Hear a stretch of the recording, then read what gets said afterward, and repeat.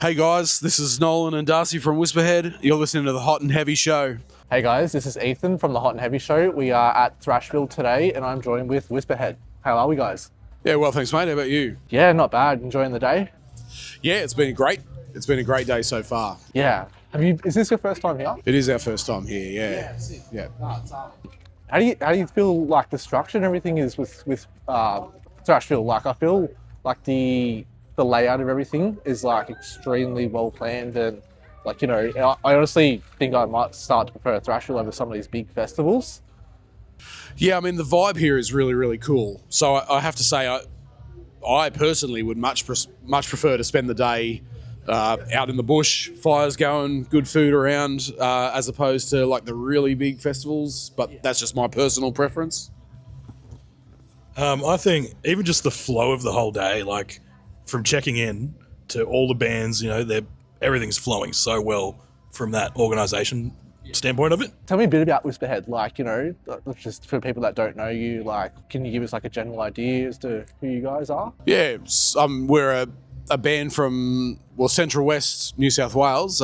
We say Dubbo a lot, but really Darcy's from Cowra, our drummer Sab is from Orange, so we're sort of from the Central West. It's only Troy and I that live in Dubbo now. And yeah, we, I don't know, we're just we call it new metalcore, which sometimes feels a little bit cringy, but, you know, we try to, the intention when we started was to take the cool stuff that we missed from when we were growing up, like mosh pits and, you know, those really groovy, bouncy riffs and you know, new metal covers quite a wide range of styles, really, but bands like more like Deftones and Slipknot and things like that, and leave like the cringy side behind and just bring back the stuff that we like loved and missed, and then just modernize that whole thing, and that kind of gave us when we were starting to write and putting it all together, that was kind of like the guiding star for how we were going to try to write and play our music. Nice, yeah. Because I remember saying that as well when I did my review for Sterilize. I remember saying, like, I get a bit of a Korn, Papa Roach sort of vibe to you guys, but it's awesome you still see, like, getting that music here in 2026 when it's this type of stuff you'd hear in the early 2000s. Yeah. Speaking about Sterilize, can you tell us a bit about, like, the structure and, like, how that song came to be? Like, yes. We are quite slow songwriters. I think that almost all of our songs are usually years in the making, and they're almost always like what I call Frankenstein songs. So the parts that now make up Sterilize probably started as 2 or 3 other songs, and eventually you just go, well, that intro riff is really cool, but the rest of that song's not so good, but I've got this sick chorus over here and this other song and the rest of it's not so good, and we sort of just really chop and put them together until we have something that we think flows well and feels good and is the way that we want it. So yeah, I mean, I would say in a lot of ways it's still got quite a bit of a pop sensibility about the writing. Like, it's still very verse chorus, bridge chorus, you know, there's nothing special going on in that sense. And then I think that the chorus lyrics were the first part that we had, like, lyrics that we were happy with, and then we kind of wrote the rest of the song around that. So we had lyrics that we liked for the chorus and went, okay, well, this is probably what the song is about. Let's write the rest of the lyrics now to match that. Yeah. no, nice. And now Sterilize is just over 12 months old. I know there's been sort of no new material since then. Is there anything you can sort of spill the beans on, if there is anything? Yeah, there's 3 songs essentially in the can at this point that are just waiting for basically us to sign off on, but we're not in a rush to get them out necessarily. We will release them when we feel like the time is right, and we are hoping to get another one out by the end of this year. But we want to make sure that if we're going to release a song, we want to make sure that there are some shows booked that we can then back that up with. We don't want to just drop a song in the middle of nowhere and be like, here's a song, righto, catch you never. So yeah, we're just gonna, it's about trying our best to bide our time and leverage them to get the most coverage, I suppose. So if we can, we will get one out before the end of the year, just before our last few months of shows of this year. Yeah, awesome, nice. Oh, excited for it. Yeah, definitely, yeah. Awesome. So now you guys have your own festival, Whisperfest. Tell me about a bit of the history, like how that came to be, like. Yeah, I'm not really sure what inspired it. Probably.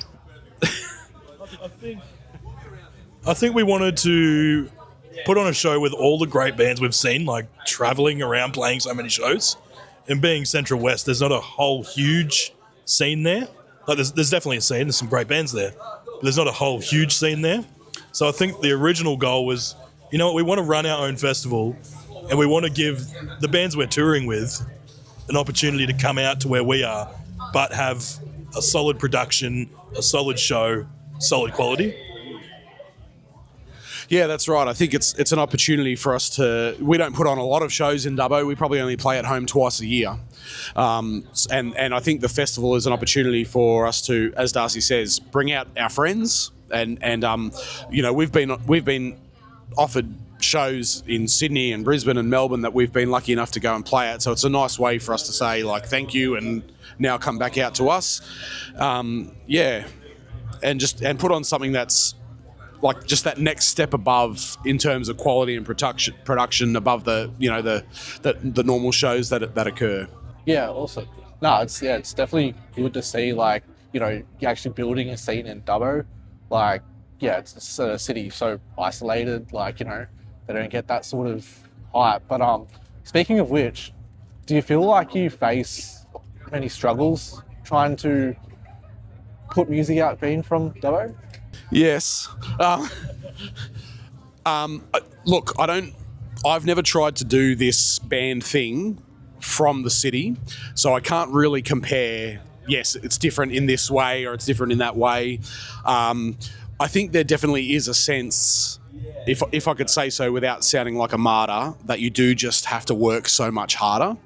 To get, for a promoter in Sydney to put Whisperhead on, really the equation has to be, are these guys either good enough that they'll make the show good, or are they going to bring heads? And the reality is, especially when we started, no, we weren't going to bring heads. You know, we're from 5 hours away. Like, you know, some friends that we have in Sydney might come and see us, but we're not really helping to sell tickets. So I think one of the things straight away is that and I'm not saying this to sit here and be like, oh, we're so good that we're from Dubbo and we got to, but really, like, you get the sense that you have to work so much harder. People have said to us today here in Trashville, like, oh, it's a long way from Dubbo, but actually this is one of our closest shows that we play. Every capital city is further away than here. So we just have to really, it's an additional cost in travel and accommodation. You know, you've got to give up, every time we do a run and do a couple of shows, it's 4 days that we've got to take, you know. So again, I'm not trying to sound like woe is us, but yeah, very, very rarely do we get to play a show and then we're back in our own beds that night. And that takes, an extra toll. So yeah, I think we really have to, so much of this metal scene, and a lot of what I love about it, is that it's extremely community based. But when you live out in Dubbo, it's very hard to be part of that community. Like, we can't just go to our mates' shows and support them and be around. Like, it's very, very difficult to just be at something where you get to your face in front of promoters and other bands. So yeah, I'd say that's probably for me, that's like one of the main challenges for sure. Yeah, definitely. But speaking of, like, feeling you need to either bring heads in or put on a good show, I can compliment the show and say your guys' energy is definitely some of the best I have ever seen live. Like, seeing that in Newcastle a couple months ago and today, like, I think in Newcastle you're like running around in circle pit with the bass. Like, do you sort of have like an inspiration as to where the energy comes from, or do you guys just be like, nah, this is us? Yeah, there's definitely inspiration. I mean, personally, I'm a huge fan of Nine Inch Nails, and they're not exactly known for being timid on stage.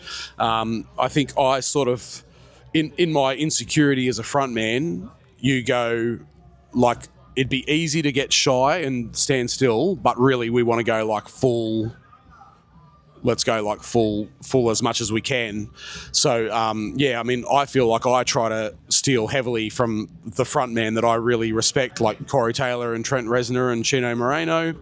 But the other thing that we often say to each other is that our music is not going to be everyone's cup of tea.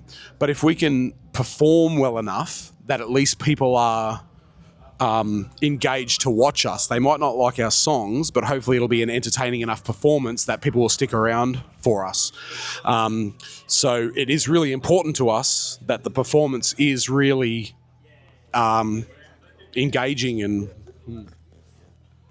Yeah, just elaborating on that, I think when we started, we went in with the mindset of like, it's not just us playing a gig, like this is a performance. People are paying to come and see a show. We need to give them an actual show. Like, yeah. So you definitely left your mark in and it makes it a memorable show, that's for sure. Like, yeah, no worries. Is there any bucket list sort of goals you have for the future? Or even some highlights that you've already hit? Yeah, I think I could confidently say that Whisperhead has already been far more successful than I think any of us ever thought that it would. We formed the band out of COVID when there was like no shows going on, and when I approached these guys about forming the band, it was for one show in particular that because I had released one song, or maybe two, maybe Paranoia had come out, and we got offered a show, but there was no band. So I rang a few mates that I knew were good dudes and great musicians, and we put it together, but under the guise of basically saying, look, this will be probably 3 months of rehearsing, and then we'll do one show here and one show here, and that'll probably be the end of it. And 5 years later we're still going. So I think we've got, definitely there's things we'd still love to achieve, but even just looking at this year alone, where we've it's funny because last year one of my goals, Darcy will probably remember me saying, like, we were like, this year should be a big year of festivals, like let's go for festivals. We got knocked back for everything. We didn't get a single one. And then this year it's just been like, it's almost all festivals, which is really, really exciting. So yeah, and we've got some exciting stuff that isn't announced yet for this year that we feel is stepping up again, and then one of these days we'll get an EP out. All right, cool. Well, thank you for sitting down and having a chat with me, and glad the day's turned out pretty all right for everyone. Yeah, cheers, man. Thanks for having us. Thanks, man. Thank you.